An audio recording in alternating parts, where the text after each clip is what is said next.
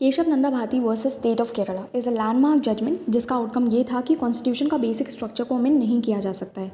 That is कोई भी amendment ऐसा नहीं होना चाहिए जो बेसिक स्ट्रक्चर को चेंज कर दे। अब यहाँ पर इशू ये अराइज होता है कि कोई भी प्री कॉन्स्टिट्यूशन या पोस्ट कॉन्स्टिट्यूशन लॉ अगर फंडामेंटल राइट्स को वॉयलेट करता है तो क्या करेंगे, और यहाँ से ही निकल कर आते हैं हमारी दो doctrines. So hello everyone, welcome to our channel. इससे पहले कि हम डॉक्ट्राइंस को समझें, ये समझना ज़रूरी है कि लॉ क्या होता है। So for that we have to first discuss about article 13 of part 3, that is laws inconsistent with or in derogation of the fundamental rights.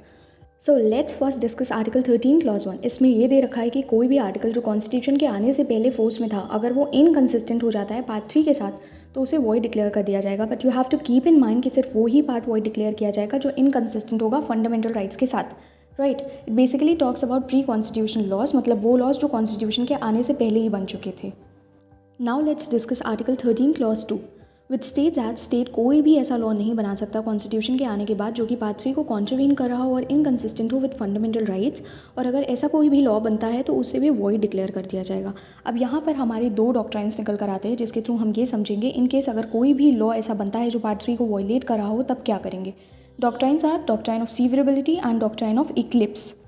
Let's discuss the first one, that is doctrine of severability. ये doctrine बात करता है उस part of law के बारे में जो कि इनकंसिस्टेंट है कॉन्स्टिट्यूशन के प्रोविजंस के साथ, मतलब लॉ का वो पार्ट जो वॉयलेटिव है सिर्फ उसको ही सेपरेट किया जाएगा, that is doctrine of severability और सेपरेबिलिटी। एंड वो पार्ट जो इनकंसिस्टेंट नहीं है उसके साथ कोई छेड़छाड़ नहीं होगी, वो वैसा ही रहेगा। सिर्फ इन्फॉर्मेशन पर्पज़ के लिए याद रखना, इस डॉक्ट्राइन का ओरिजिनेशन इंग्लैंड में हुआ था through a case Nordenfelt versus Maxim Nordenfelt guns and ammunition company limited, जहाँ पर रेस्ट्रेंट ऑफ ट्रेड के क्लॉजेस अनलॉफुल थे। इसका एक लैंडमार्क जजमेंट भी देख लेते हैं, एंड दैट इज ए गोपालन वर्सेस स्टेट ऑफ मद्रास। इस केस में प्रिवेंटिव डिटेंशन एक्ट 1950 को चैलेंज किया गया। प्रिवेंटिव डिटेंशन का मतलब क्या होता है? इट मीन्स कि अभी कोई क्राइम हुआ नहीं है बट फ्यूचर में संभावना है कि हो सकता है, तो उसे प्रिवेंट करने के लिए पर्सन को अरेस्ट कर लेते हैं।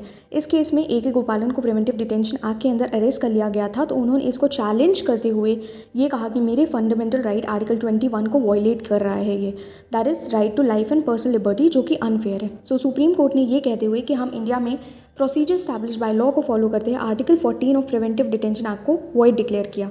Now let's discuss the second doctrine, that is doctrine of Eclipse. Eclipse का मतलब होता है ग्रहण लगना या ओवरशैडो करना। ये डॉक्ट्राइन भी एप्लीकेबल होता है प्री कॉन्स्टिट्यूशन लॉज के ऊपर। इसमें यह बताया गया है कि कोई भी पोर्शन किसी भी एक्ट का अगर इनकंसिस्टेंट हो जाता है फंडामेंटल राइट्स के साथ, तो सिर्फ वो पोर्शन को इनऑपरेटिव डिक्लेयर कर देंगे इंस्टीड ऑफ कि आप पूरे एक्ट को डेड डिक्लेयर कर दो।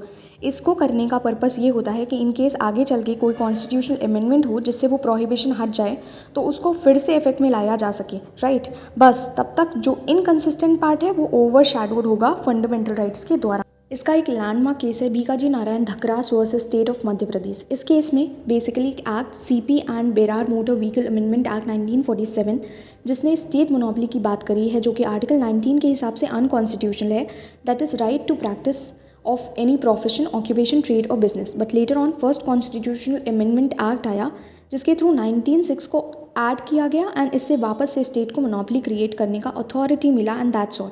Do like, share and subscribe if you liked it. Bye guys.